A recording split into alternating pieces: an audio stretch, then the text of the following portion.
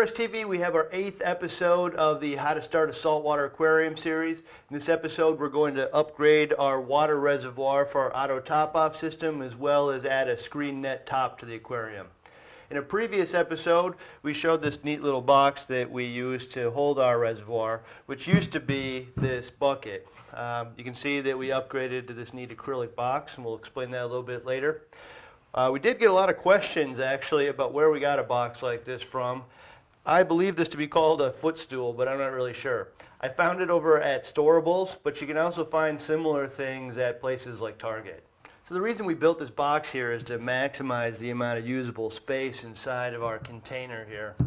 I really want to make sure that I get through the entire week before I have to fill it again, because I want to be able to do that on the weekends when I do my other maintenance.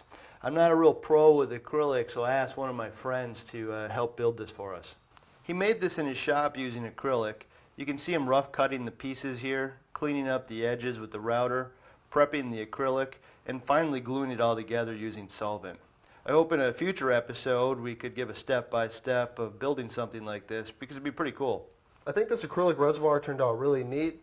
I noticed you guys put a little box in the corner. Can you explain what that is for?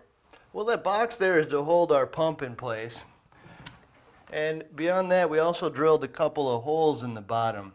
Because we're going to use kalkwasser with this, we don't really want to suck all the powder that is settled out on the bottom. So we drilled the holes about 3/8 of an inch off the bottom of the tank, so we'll never be sucking the very bottom.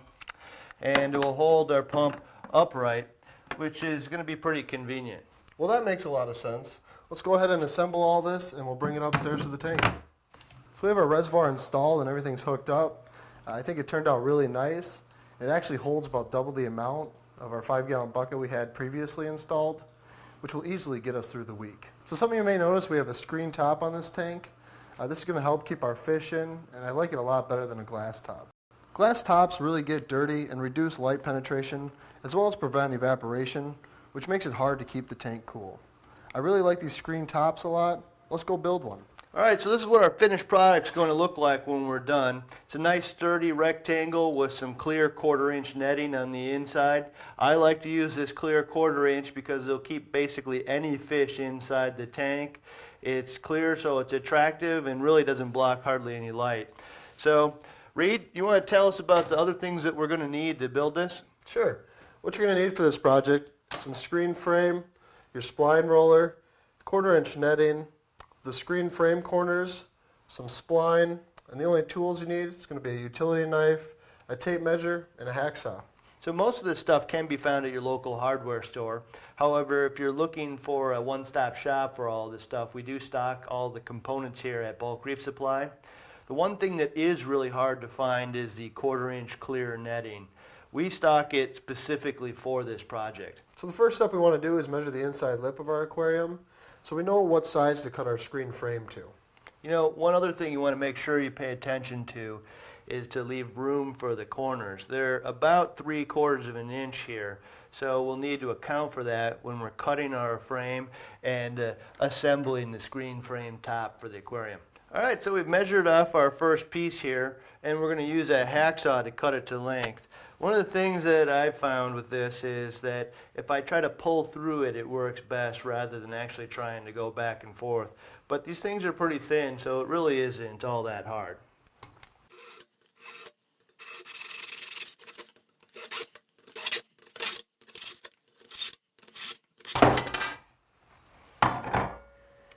So we have our first finished piece here, and we'll go ahead and cut all the rest. We got all our pieces cut here. Next step we're going to want to do is use the frame corners to connect all the pieces to make our edges. Just slides in nicely. And then it connects just like that. We'll go ahead and install all the frame corners for the rest, and we'll get our rectangle shape that we're looking for. Alright, so Reed did a really good job assembling this, and it's a pretty sturdy rectangle.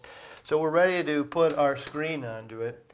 To do that, I've already pre-cut some of our screen so it's a few inches bigger than our rectangle.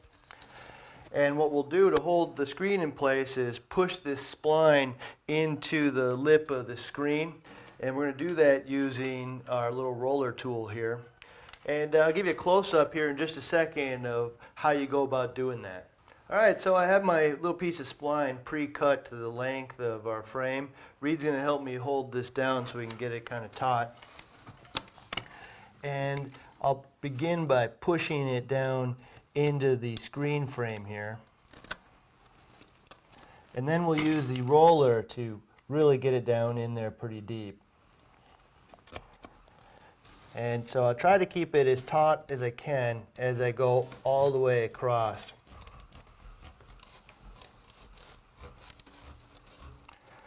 And then when I'm done, I'll just snip off the little bit of end of spline there, and we'll finish by going all the way around.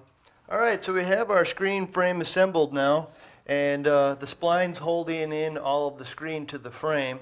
All that's left to really do now is cut off all of the excess on the outside. So I'm just going to do that using a razor blade here. Just kind of slide it along the edge, and we can cut off all of the extra.